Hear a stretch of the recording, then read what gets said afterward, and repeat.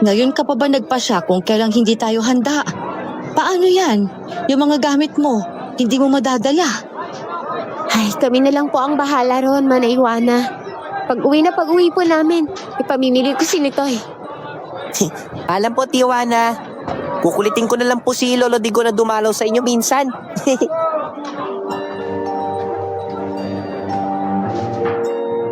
Sumakay na kami ng jeep noon. Ilang minuto lang ang biyahe namin at bumaba kami para ihatid muna sila Mang Digo sa parola.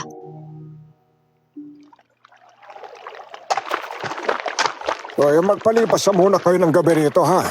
Ay, naku, wag na ho, Mang Digo. Babalik pa naman ulit kami sa susunod na araw, eh. Kuya Orlan, pwede rin po bang sumama ako sa inyo sa Maynila? Kasi babalik pa naman po kayo rito, di ba po?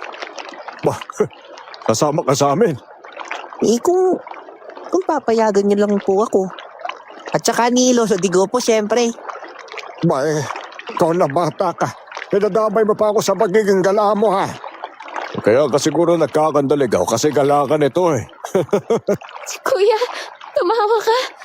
Yung tao na ngayon ko lang ulit narinig pagkatapos ng maraming taon.